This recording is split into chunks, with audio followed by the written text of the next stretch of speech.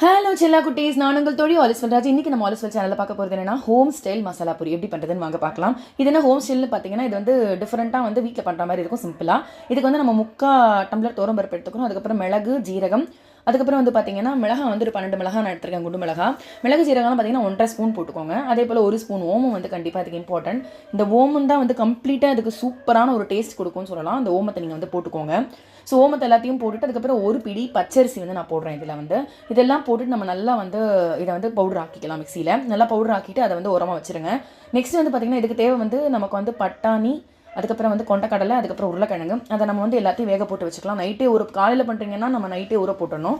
நம்ம ஈவினிங் பண்ணுறோம்னா காலையில் ஊற போட்டு அதை வந்து நம்ம வந்து வேக வச்சு எடுத்து வச்சுக்கலாம்.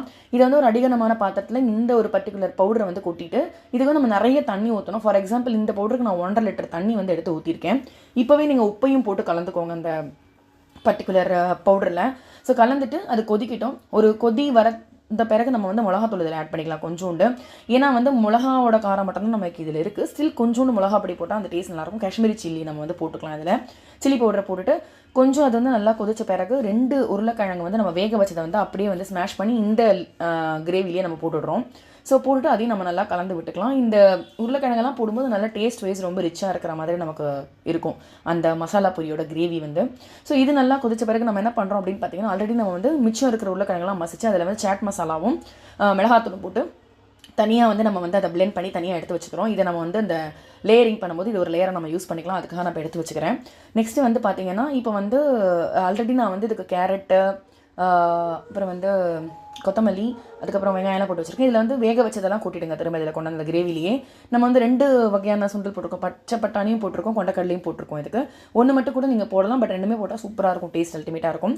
ஸோ நல்லா கொதிச்சோடனே கொஞ்சோண்டு கரம் மசாலா தூவிட்டு இப்போ நமக்கு உப்பு தேவைன்னா போட்டுட்டு இதை நல்லா வந்து ஆஃப் பண்ணி வச்சுருவோம். இவ்வளோதாங்க, இந்த மசாலா பூரிக்கான கிரேவி வந்து நம்ம ரெடி பண்ணிட்டோம். இப்போ நம்ம லேயரிங் தான் வந்து பார்க்க போகிறோம்.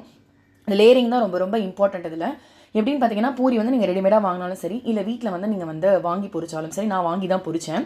ஸோ வந்து இது வந்து பார்த்திங்கன்னா நமக்கு வந்து கொத்தமல்லி, அதுக்கப்புறம் வெங்காயம், அதுக்கப்புறம் கேரட் இதெல்லாம் போட்டு வச்சுருக்கோம். நெக்ஸ்ட் இந்த பூரியை நல்லா பொரிச்சு வச்சுக்கோங்க. இந்த பூரியை நல்லா பொரிச்சு ரெடியாக எடுத்து வச்சுக்கோங்க. இப்போ லேயரிங் எப்படி பண்ணுறதுன்னு நம்ம பார்க்கலாம். ஆக்சுவலி வந்து கிரேவி வந்து பார்த்திங்கன்னா ரொம்ப அல்டிமேட்டாக இருந்ததோட மிக்ஸ் பண்ணி சாப்பிடும்போது. ஸோ வந்து பூரி ஃபஸ்ட்டு, அதுக்கப்புறம் வந்து பார்த்திங்கன்னா இந்த வெங்காயம், கேரட், கொத்தமல்லிலாம் வந்து தூவி வச்சுருக்கோம் இல்லையா, அது.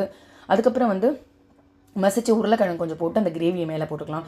இது லேயரிங் வந்து நம்ம பண்ணுறது தான். ஒன்று மேலே ஒன்று போட்டாலும் சரி, இல்லை தனித்தனியாக போட்டுட்டு நம்ம யூஸ் பண்ணாலும் சரி, நல்லா கிரேவி வச்சு சாப்பிட்டு பாருங்கள். அல்டிமேட்டாக இருந்தது. ட்ரை பண்ணி பார்த்துட்டு கண்டிப்பாக கமெண்ட் பண்ணுங்கள், லைக் பண்ணுங்கள், ஷேர் பண்ணுங்கள், சப்ஸ்கிரைப் பண்ணுங்கள். பாய்.